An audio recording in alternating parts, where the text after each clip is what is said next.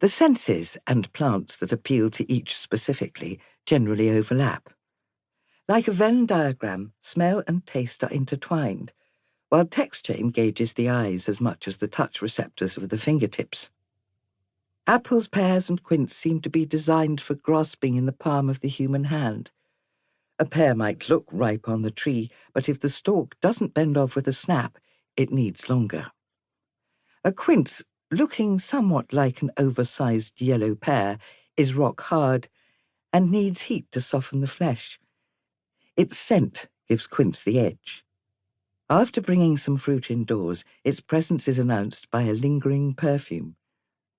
Smells of degrading are not always so pleasant.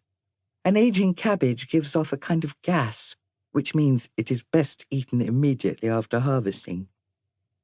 Sight, smell, and touch pave the way to taste. Experiencing food as it grows is a way of understanding its unhurried progression to the optimum moment of ripeness and flavor. On nurturing a radish from seed to plate, it becomes clear why some fresh food devotees will eat a salad lightly dressed with their fingers. They are going for the full taste and texture immersion. When growing plants for one sense, an appreciation of the other four will follow. Instead of choosing a single type of rose or lily over another, go all out, growing loads.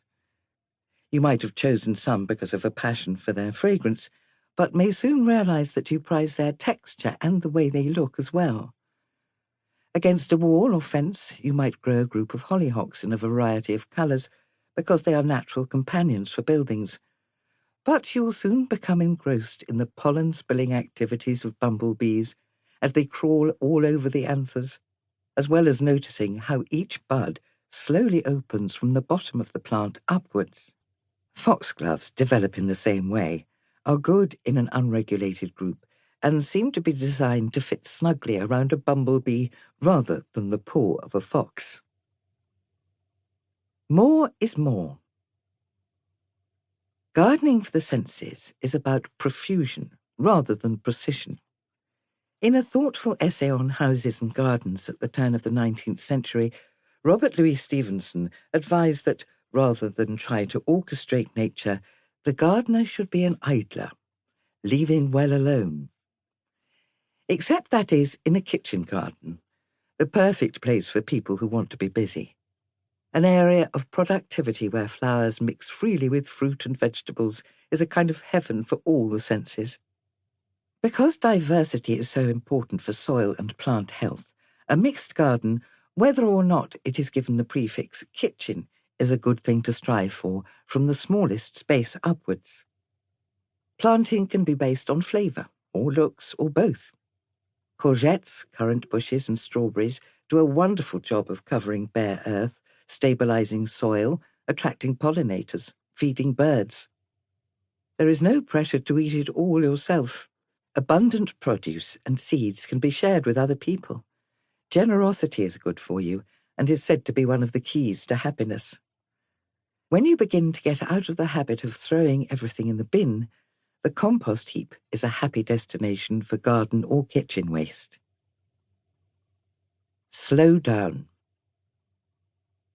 Observing the cycle of life is about slowing down, and a micro view of the world is a way of engaging all the senses. Recognizing beneficial insects that do not advertise their virtues as easily as bees and butterflies is one way of letting go and stepping back, confident in the knowledge that predators were keeping pest populations in check long before insecticide was invented. Seeing your outside space in close-up brings new meaning to small gardens, driveways, and even rubble. If you see local wildflowers and self-seeded plants as useful ground cover, rather than nuisance weeds, then there will be more to look at, as well as to hear, with the earliest spring bumblebees joined later by hoverflies, ladybirds, and parasitic wasps, which also have their uses.